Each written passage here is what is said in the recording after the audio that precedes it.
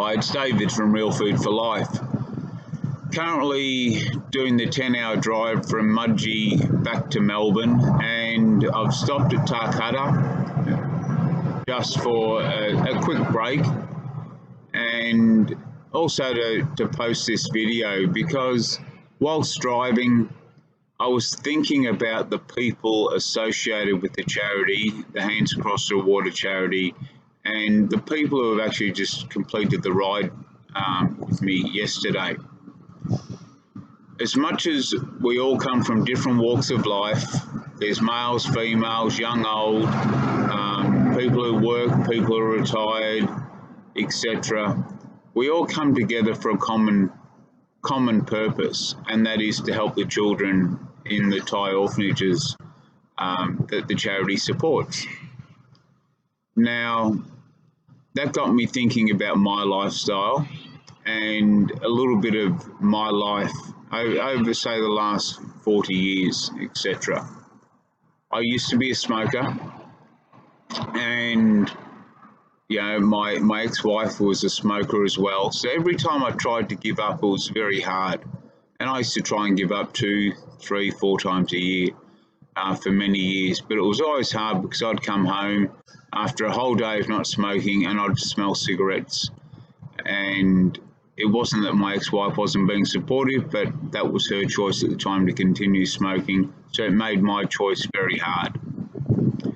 Finally, one day I got the right mindset and I kicked the habit, and that was 24 years ago now, and I'm glad I did, and I've never looked back. Following my separation, I was seeing a lady who was a wonderful lady, but diet and lifestyle wasn't anything of importance for either of us. And after that relationship finished, I saw a lady briefly who was a personal trainer, and although I'd started exercising by that stage, exercise wasn't a priority in our life. And we ate fairly clean, not always low carb, but we'd watch some of the items we ate. And it was only once I was out of that relationship and single for a while, I was able to concentrate on myself and also the people I associated with.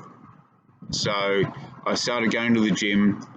I changed my lifestyle almost 3 years ago now, went low carb or went ketogenic, and my whole life changed. The people I associated with, as far as a lifestyle, they changed, and that then complements the way I wanted to live and my mindset as well. Everything seemed to change when I had people who had common goals with me.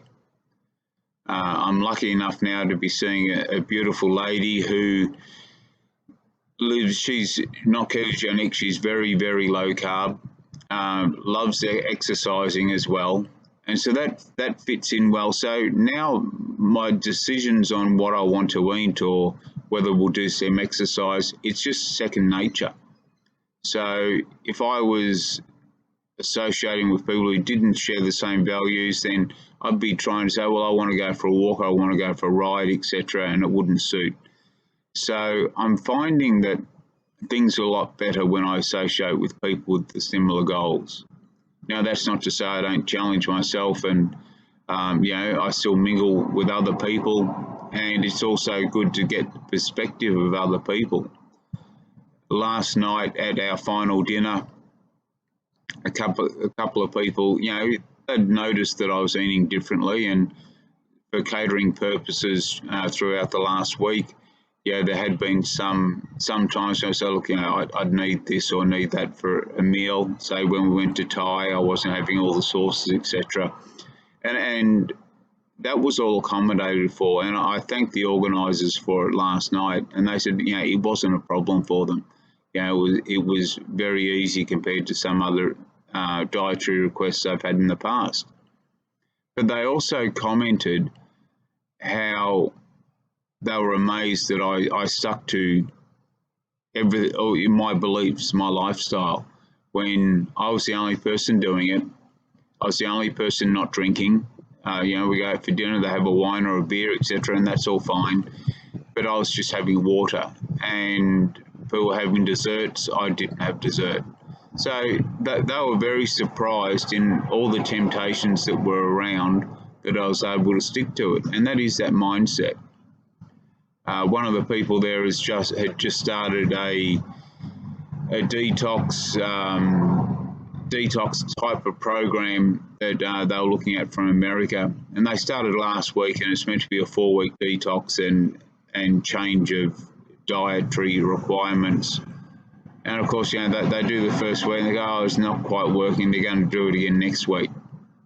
Now, I've been there before. Again, like with the cigarettes, yes, I'll try it. No, it's not going to work this week. I'll try it again next week.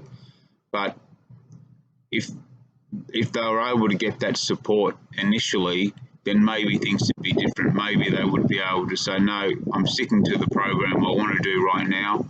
And no matter what, whether I'm traveling or not, I can still do it. She had the meal plans with her, and it could have been quite easy to incorporate something. But instead, she'll look at starting again next week. Bit like when I started the Ketogenic Girl program at the start of my keto lifestyle, where I was going to start on a Monday. The program arrived on the Wednesday, and I said, no, I'm starting tomorrow being Thursday. So I started a day early and just stuck to it. So if you can get a plan or something, get support, go ahead and do it. And there's enough people out there offering support for you. If you do need any support, if you need any questions answered, more than happy to take an email. Just look up the Real Food for Life website and send a email to David at realfoodforlife.com.au, and I'll respond back. It's just purely as a support service, and always happy to answer questions. Anyway, time for me to get back on the road. I've had about 10 minutes off now, so nice little break. I've got some packed lunch in the car, so it's almost midday, so I'll have that in about an hour's time, and then be back in the office a little bit later on. Have a wonderful day, and everyone stay safe. Cheers, bye.